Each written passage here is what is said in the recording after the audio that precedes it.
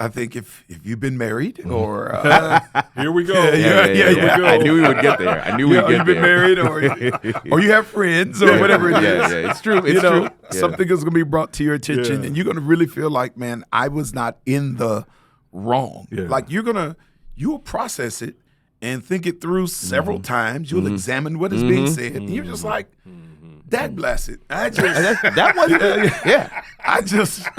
I'm not wrong in this. The pastor threw out a vegetarian. I know vegetarian. I know, cuss word. right? Dang blasted. Dang blasted, right?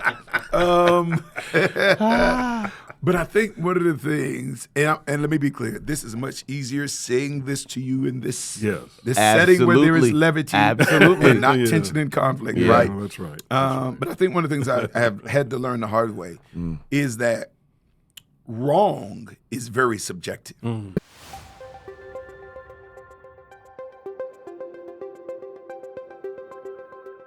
Life can be fast-paced, strenuous, and flat-out overwhelming. Life transitions and taboo topics can make it hard to catch your breath. Welcome to Breathe, a podcast that enables you to slow down, get your bearings, and engage in real conversations where no topic is off limits. Breathe is presented by Breath of Life, hosted by David Person and speaker-director Pastor Debleaire Snell. Welcome to Breathe. Yes, indeed. The pastors Hey, are here. we Yes, here. indeed.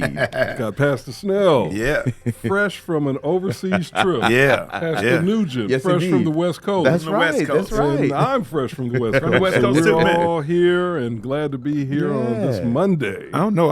I'm feeling the way y'all went to the West Coast without me now. West Coast. Yeah, that's right. You like the I West like the Coast. West You Coast. like Yeah. me. I like the Hey, West man, I got a Coast. chance, Yeah. got a chance to catch up with Pastor Green and Yeah, a couple yeah, other all people our out there. folks. In Yeah. fact, my presentation was on podcasting, and I used the Nice. the Breathe Nice. podcast as one of my examples. Good stuff. Nice. Yeah, Love yeah, that. yeah. So Love it was a lot of fun. A lot of fun. Yeah. So now, do you prefer Northern or Southern California? Uh-oh. Man. I got friends in both. So yeah. honestly, Yeah. no. I just so I mean I think Friends and family in both. For me. yeah. So Northern can get a little cool. Cooler. Yeah. Yeah. But in the summer or the warmer parts of the year, I love them equally. Yeah. Yeah. But I guess I would lean towards Southern a little bit more just because it's warmer, Yeah. year round. Yeah, but yeah. I mean, I think Northern California is beautiful Yeah. as well. So Yeah. But I mean, SoCal, if you go up into higher elevations, you can get all the seasons. That's That's true. right. You That's can true. go up in the That's right. mountain, you can get the that snow, you come down, from you the know, go to the mountains. beach. I mean, Yeah. it's amazing. It's amazing, yeah. Yeah, love visiting California. Yeah, man. Honestly, my favorite state. All- is it? Yeah. Honestly. So for all our Breathe fam that's in Cali, Cali, yes yeah, indeed. shout out. Shout out, Yeah, shout out to to the Breathe West fam. Coast. That's Yeah. right. Yes, indeed. And in fact, I did meet someone who at the Philadelphian SDA church Okay, in yeah, yeah, Salmon, Mm-hmm. who said Dr. Shelton Kelby's church. Shout out to Shelton. That's And the young lady, when I was introduced to her, or she actually came up to me, and then she looked at me and she said, "Oh yeah, from the Breathe From the podcast." Breathe That's podcast. it. Come Yeah, on, yeah. come Okay, on, even come in on. even in San Even in Francisco. San Francisco, yeah. You know, That's so it. yeah, It happens, beautiful man. thing. We love the Breathe fam. We Yeah, love the Breathe absolutely. fam. Absolutely. But real quick before we get into our new series on relational wellness, I got to ask you.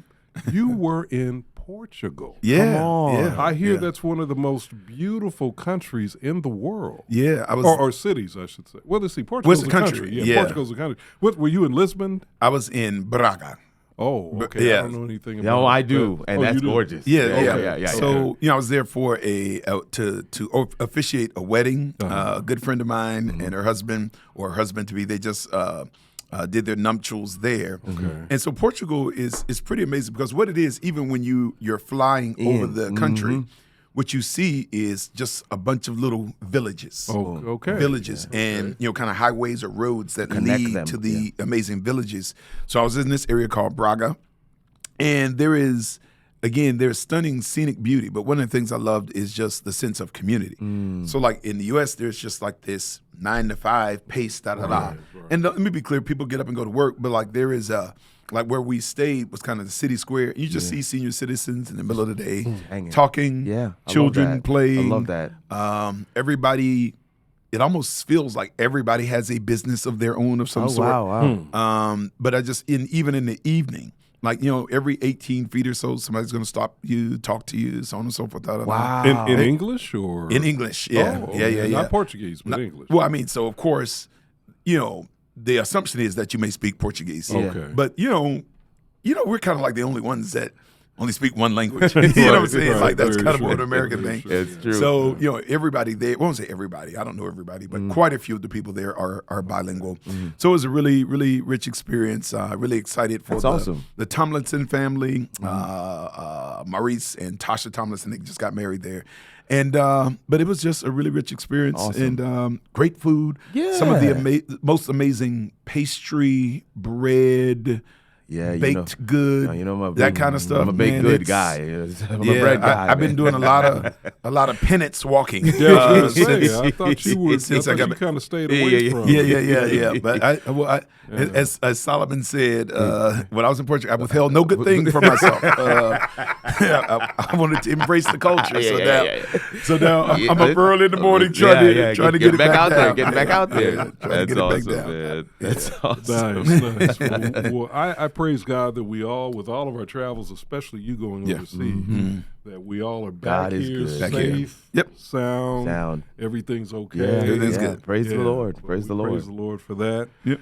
And now we're going to get into our topic. Let's get into it. All right. Relational wellness. Again, new series. We love series. Series is here at Breathe. And so we're doing relational wellness for the next few episodes. And we're going to start with an apology. Yeah. I'm sorry. I'm sorry. I'm sorry. Did Saying I, I'm sorry. I'm sorry. Did I offend you? I'm sorry. I'm sorry. Yeah. I apologize. That's what we're talking about. Yeah. We're talking about apologizing, Yeah. saying I'm sorry. And I guess we should start with maybe the obvious thing. All of us, I think, probably from the time we were little children, struggled with saying, I'm sorry. It's so true. It's so true. Why do you think that is? Yeah. Well, I think there are a number of factors, but one of the things I am learning, David, in just some of the relational counseling I do is the reason many people struggle with issuing an apology as an adult is that it never became a habit or a pattern as a child. It was not something that was required of them. Yeah. It was not a part of their discipleship journey. Mercy. For lack of a better term. And I think it's really one of those things that's really hard to develop as a rhythm as an adult if that was just not a value that was taught as a child to say, all right, when you are wrong or when you have done wrong, it is important for you to issue an apology. But I think even from the time we are kids, it's hard simply because, there are things, not everything that harms somebody else or offends someone else is intentional. And so I just think that there are a lot of things that we do with good intentions or just kind of blind to how our actions or words may affect someone else. Yeah. And you're kind of thinking, I'm moving above board and operating in good and regular standing, so to speak. Yeah. And yet those actions can still cause harm or offense to somebody else. And so, man, you're thinking, man, this was not my goal. This was not my intent. and because we're operating in the space of intent, we struggle with that idea of being called out or, told we have done something wrong because there is just that blindness in some ways that kind of impacts the way we're seeing our behavior. Yeah, there's so I agree 100%, but I also think that there's another group who probably had to say I'm sorry too much, and it has affected the way that they see the world. It's like say I'm sorry, say I'm sorry, and it's like I'm sorry, but you did it reluctantly, and you developed it's like almost like I really don't want to, and when I get old enough, I'm never saying that again. Really? Or I just don't. If I find myself in a scenario where I don't necessarily feel like I was in the wrong. Yeah. And I think there's a balancing act that needs to happen because there are times where you can apologize even though your intent, as you mentioned, wasn't to harm. But when you recognize how something was received and that it did inflict some harm, that's okay to say apologize as well. Sure. I do think there is a connotation that to say I'm sorry means that I intentionally inflicted pain or meant for this scenario to go a certain way. You can be sorry that something happened, even though that isn't necessarily what you had intended or designed to happen. So I think there's some a lot of wiggle room with the whole thing of I'm sorry. But there's also on the flip side of it, there are some people who just don't want to say I'm sorry, period. At all. Like that's just not a part of their diet. And regardless of even if they've come to the realization that they were in the wrong, and I say this specifically as a parent to a child, it's something I had to learn to be able to apologize, even though you are in the position of authority. Oh, that's a great point. But to say to the child, you know what, I was off here, and I'm sorry. That's the dynamic that generally does not happen. But I just think, when we look at the liabilities of the fallen nature, like one of the fruits of the sinful nature is not just to do wrong, it is to be self-just. So that Adam and Eve's response when they sinned and they ate the fruit and they disobeyed God and they opened up this door to a world full of catastrophe and death and all that is our reality, their response was not to run to God and with repentance or contrition or remorse. Their response was to cover their own nakedness and then to immediately begin assessing blame. It was for them to be like, man, it was the serpent you put here, God. Mercy. Or for Adam to be like, well, look, it was the woman you put here. Mercy. And so I just think that, and I don't know that even in that narrative, you ever really see them get to a place of apology or contrition, because I just think I don't think they did. That's really I was just thinking that. I don't think they even really get there. At least it's not written, right. In that way. Say that, But I just think that's one of the liabilities of the sinful nature. It is to self-cover, to hide, or to justify one's actions from the beginning. From the beginning, And that word justification, I think, is very appropriate for this conversation because, as I think Kirk alluded to earlier, there are times when we literally don't feel like an apology is justified. So, and that may be a legitimate feeling sometimes, and I think quite often it probably is not. Sure. So what do we do with that when we feel, when someone wants an apology, maybe they're even demanding an apology. But we feel with every conviction in our being, it's not justified. So, there are times where I think if you've been married or here we go. Here we go. I knew we would get there. You've been married or you have friends or whatever it is. It's true. It's true. Something is going to be brought to your attention and you're going to really feel like, man, I was not in the wrong. Like you'll process it and think it through several times. You'll examine what is being said. And you're just like, that blasted. I just, I'm not wrong in this. The pastor threw out a vegetarian. I know vegetarian. I know, right? Dang blasted. Right? But I think one of the things, and let me be clear, this is much easier saying this to you in this setting where there is levity, and not tension and conflict, right? No, that's right. But I think one of the things I have had to learn the hard way is that wrong is very subjective. Meaning, wrong, because let me give you for instance. So in my upbringing, blunt, really direct conversation is just the way it was. That's what you know what I'm saying. Like me too. No, it ain't. No, that's how it was. Don't worry about how I said it. You just need to focus in on the content of the message, right? And so there is a directness that I kind of have, and I've had to try to manage it and adjust it, and I think it's still there, but I have had to reshape that quite a bit, because one of the things I've kind of learned is wrong is not just in the intent of what I'm saying. Like in my mind, if what I'm saying is true, that's all that really matters. But one of the things I'm realizing in a relational construct, wrong can be tone. Mercy. What makes it wrong is your tone. Mercy. What can make it wrong is your volume. Mercy. What can make it wrong is just your body language. All of those things, because in your mind there is no evil, there's no deceit, there is no this is true, right? Yes. But and all that other stuff, that can make it go left really quickly. Yeah. And so I just think that, whether I There's some brothers out there right feel, now. yeah. So I'm not alone. I'm not alone. Right? You got a witness. So I just think that realizing that sense of what is wrong, you may kind of have this black and white line or your own morality that says this is what's right, this is what's wrong. But I just think it's very subjective, and that's why I think there are going to be times where, you will need to issue an apology even when you don't feel like it or feel like it is warranted. But I just think the other thing, and I don't want to take up too much time, but I think for any relationship you value, Yes, that's good. Yes. I think it's really critical to not treat an apology as something that is expensive. Because what will happen is That's good. we wind up paying a much higher cost relationally That's right.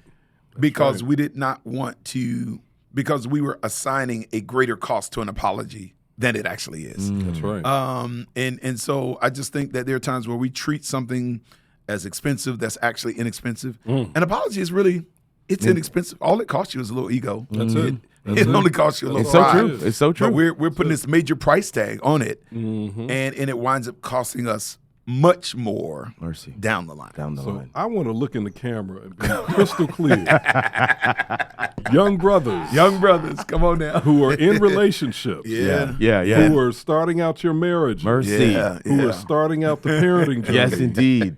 Hear the preacher and hear the old head. Yeah, here they are. I'm going to tell you, man, Yeah, man. I learned the hard way in marriage number one. Yeah. I learned the hard way.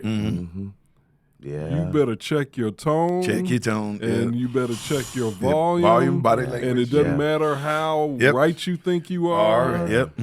It's how you communicate. How And you it took communicate me it. a minute to figure that Oh, out. yeah, me too. And Yeah. it goes back to the family dynamic. Yeah. The way you raised, right? Yeah. You said very direct. You said very direct. Yeah, absolutely. The way you're raised. Yep. You know, and I think I was raised in a way where the art of the debate Yeah. Yes. and logic, Logic. Yeah. often Rule of the day. was the rubric That for, was it for for us. communication Yes. in these Yes. challenging moments. Oh, yeah. Yeah. And I had to Yeah. learn, well, you need to Yeah. modify that. Yeah. That may have worked in the 50s and 60s, Right, maybe. yeah. And I'm not even going to say it worked. Worked. It I'm just gonna was say accepted. It was accepted. Yeah. Yeah. But I learned very quickly in the Mercy. 90s, it wasn't playing out. That's it. Doc. Listen, It wasn't working. You preaching. Yeah, You're preaching. and Yeah. I understood much more clearly that communication is not just about what you're saying, Yeah. but it's about being heard. Heard. Yep. You know, Yeah. and the way it is received. Received. And, Yep. and sometimes That's very crucial. I couldn't agree more. Sometimes an apology is a recognition that it was received in a Yes. way that you didn't Yes. intend. Yes. And so it's and sometimes an apology can just be that. I hear you. Yes. I see you. Yes. I'm sorry. Yeah. I'm not devaluing, because that's the other thing too is sometimes you don't want to apologize because it's like, you're just in your feelings. Yeah. Yeah, Right? I don't need to apologize for that. Yeah. You'll be fine. What I said was right though. But an apology can just be like, I acknowledge this. The hurt that it caused. The hurt that it caused. Yeah. And sometimes that acknowledgement is critical Yeah. to move forward. And Yeah. that's the piece. When he and- said for relationships that you value, Yes. it's actually not that expensive. Yeah. And And that's a critical piece And I to think take away. that's extremely critical. yeah. And I also think we as men, especially when we are talking to women and children, I don't care Yep. how enlightened and liberated we are in this age, Yeah. whatever that means. We have to realize that sometimes the way we communicate with each other Yeah. is not the way you can communicate with women True. or children. Yeah. You got to adjust. Yeah. You gotta make an do have to adjustment. make an adjustment. Yep. No, you got to be bilingual. You know, Yeah. so it's, You do. You know, gotta dance. Yeah. It's because I remember when we were early in marriage, so there would be times where, or even when Gianna and I were dating, she would see me and my friends, and we just be debating about sports or something Yeah. as simple as that. Yeah. And she'd be like, "Oh my God, I thought You were gonna I thought y'all about to fight." And it's just kind of like, no, that's just. Or me and my How brother, we do, yeah. like no, it ain't that deep. Listen, it's just This this was bonding activity, Yeah, man. yeah. I feel closer to them than I have ever felt. You know what I'm saying? Like, so it's definitely, it can't be one size fits all. We've got to contextualize our conversation and our dialogue. Yeah. And, one of the things I did want to just throw out there too is, so there's some people that they're willing to apologize, but they just don't know how. Like, what actually makes a conflict worse? Yes. Is a condescending, insensitive apology. That goes something like this. I'm sorry if you feel like, yikes. You know what I'm saying? I'm sorry if you feel like what I did was wrong. You see what I'm saying? Yeah. So it's in some ways. It absolves. I'm absolving myself and really putting the onus on your sensitivity. So I just think that an apology needs to kind of have some components to it. Yeah. I just think there needs to be an authentic contrition. I think there needs to be an acknowledgement of other person's feelings. And I think there just needs to be a willingness to express some desire to modify or correct the way I am moving or interacting. Again, this is intent neutral. This is just saying, I realize this harms you or offends you or irritates you. So I'm going to be willing to make some adjustments. But if it's just like, I'm sorry if you feel that way. You know what I'm saying? I just think it's actually going to raise the level of conflict for a marriage, or for not a marriage, but a relationship. Whether it's parent-child, friends, spouse, romantic partner. If you value it, that's going to diminish the reconciliation that you're trying to achieve. And that's another point I wanted to emphasize, and you said it well. What's more important? Is the relationship more important, or is your ego more important? And that's really what you have to process. And you might have to process it in only a few seconds, but you really need to think about that, because if the relationship is really more important, then I think you should really just humble yourself. Humble yourself. We talked about pride. Humble yourself and say, you know what? I'm sorry. Even if the I'm sorry is really, I'm sorry I hurt you. But you got to find a way to make that apology. Now, I'm not saying, if you really don't believe you did wrong, I'm not saying you should say, now, you brothers tell me what you think. You may need to correct the old man on this one. Right. I'm not saying you should say, I'm sorry that I did, or I'm sorry I wronged you, if you really don't think you wronged the person. But I think you should say, I'm sorry that I hurt you, that wasn't my intent. I value our relationship. You need to affirm that person and that relationship, and make establishing the correctness of your position, assuming it is correct, which it may not be, but assuming that it is, make that the secondary or third, or maybe not even a consideration at all. In that moment. That moment. Well, I don't know. So talk to me. I agree with you generally, but I guess my thought is, because so much of this is kind of subjective, and I can be looking at the world through my prism and through my lens, and there are times where I can be devoutly stubborn on the fact that, man, I did not do anything wrong. But that doesn't mean that it's actually the case. And so, and let me just say this, because I'm thinking through a number of scenarios. There could be some times where just almost as a diffusing element, you're getting into it with your boss. You value this job. They're the person of authority. I'm not saying kowtow. I'm not saying kind of be a person without values or conviction.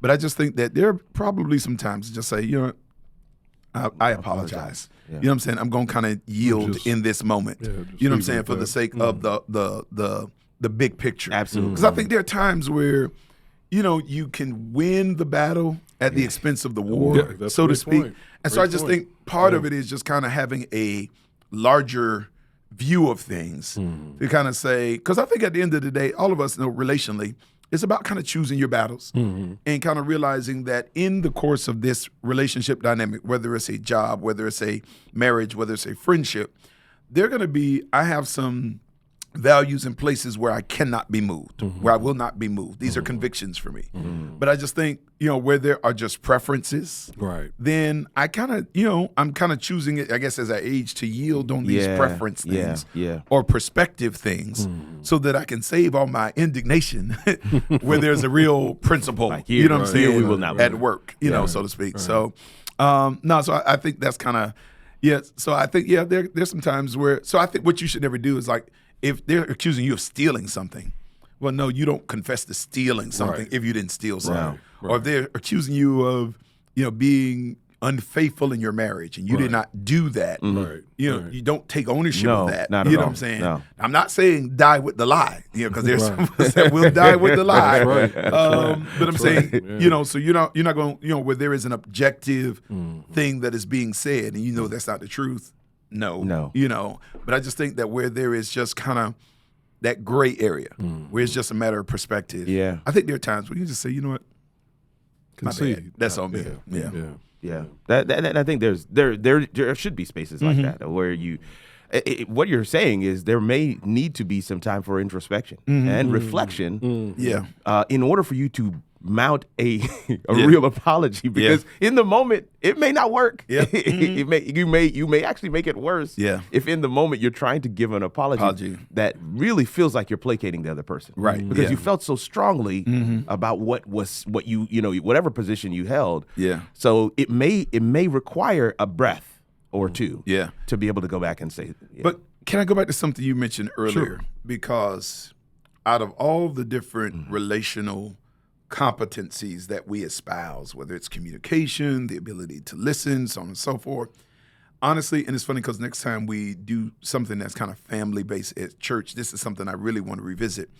I just think really one of the key relational elements is humility. Yes. Like, honestly, too many relationships die on the altar of pride.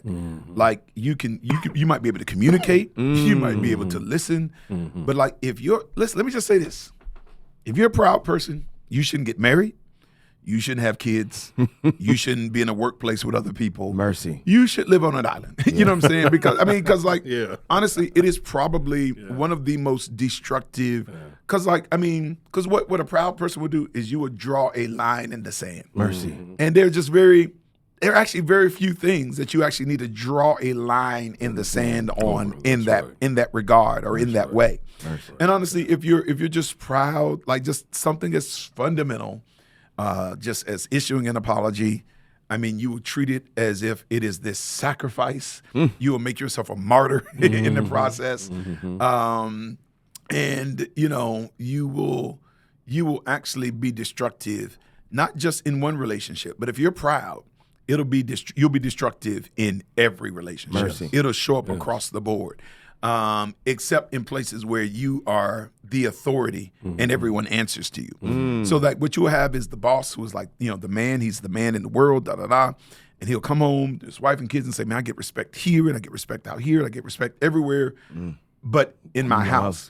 And it's really simply because in certain scenarios, you're not dealing with equals or partners. You're dealing with employees, those who are subordinates. But see, that's not really a relationship. They're obligated. That's right. You know what I'm saying? But where there is relational health, there's got to be humility. And I would submit that if you are drawing a line in the sand with the people that you're supposed to love and cherish the most, they may, if you are the father or the mother, they may accede to your wishes, but that does not mean that the love is flourishing. And you're probably, you may find you're pushing people away. And especially if it's when they're young, when they get to a certain age, they're going to be like, I'm out. And it's funny because, the Bible talks about how pride goes before destruction. Yes. And we usually kind of read that to say, all right, if you're proud, God is just going to, at some point, he's going to punish you. No, that's not like, God is not just punishing a proud person.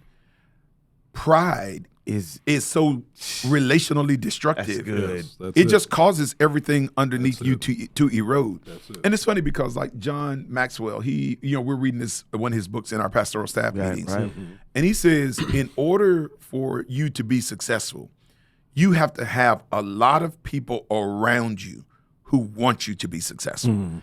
And essentially that idea is that when you're proud and you kind of are pushing people away, you're actually, man, kind of causing your support systems in all forms and functions to erode, and you actually put a lid on your own success. You create your own cap. And so I just think that, if you want to be well received, if you want to have, if you want to even have a strong Christian witness, you can't have a strong Christian witness and be arrogant at the same time. Not at you all. actually nullify it.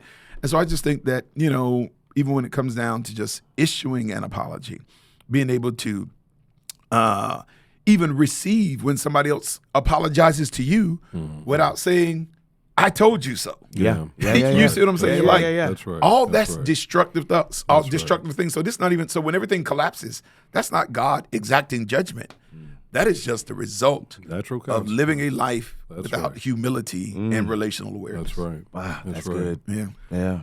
Well, we've come, I think, to the end here. We've covered a lot of ground, and I know that there are some of you, because I know my family's not unique. There are some of you that have loved ones who have not spoken in years. Yep. Because of pride. That's heavy. Yep. Some of you may even be those loved ones who haven't spoken to somebody else in years. Yeah. It's heavy. It's time to let it go, y'all. Let it go. Yeah. It's time to drop the pride, drop the ego, and to put the value of that relationship ahead of yourself. Yeah. And so I'm asking you, hear what the pastors had to say today, what I had to say today. Think about this thing. It may make the difference between you having a relationship with your children or your spouse or some other valued person in your life and not having a relationship. It could be. Yeah. So we ask you to think on this and pray on this. And Dave, can I just add? Yes. Don't wait for a feeling. Make a decision. Make a decision. Don't wait for a feeling to lead you to that place. Make a decision that's against your feelings. That's right. Because if you're waiting on this surge, this flood of emotion that says it's time, you're going to let that relationship wither in perpetuity. You got to kind of bring your feelings in alignment with the principle of the mind that you just espoused. And so I just wanted to throw that out there. Oh, Great point. Yeah. Great point. Next episode of Breathe ties into this one in that in order to do a lot of what the pastors talked about today, you've got to, and I think actually, Pastor Nugent, I think you said it, you got to do some self-examination. That's right. Yeah. And that's what we're going to talk about next time on Breathe. Don't forget, drop your comments, your questions, your topic suggestions in the comment section. We do read them. Somebody reads them. We all read them at some one point or another. So drop them in there. We'll see them, and we'll incorporate that into our podcast schedule. So God bless you. And don't forget, as you are facing the challenge of saying I'm sorry, you can do it. Stop, pray, and breathe. God bless. Breathe is produced by David Person for Breath of Life. Executive producer is Debleaire Snell, and sound engineer is Kirk Nugent. Audio episodes of Breathe can be found on Apple, Spotify, or Google podcast platforms. For video episodes and extra content, check out the Breath of Life YouTube channel. Breath of Life is faith-based content, resources, and programs from a contemporary urban perspective for those looking for hope and guidance. We believe that every breath we take is a testimony that God is consistent, that He loves us, and has a plan for our lives.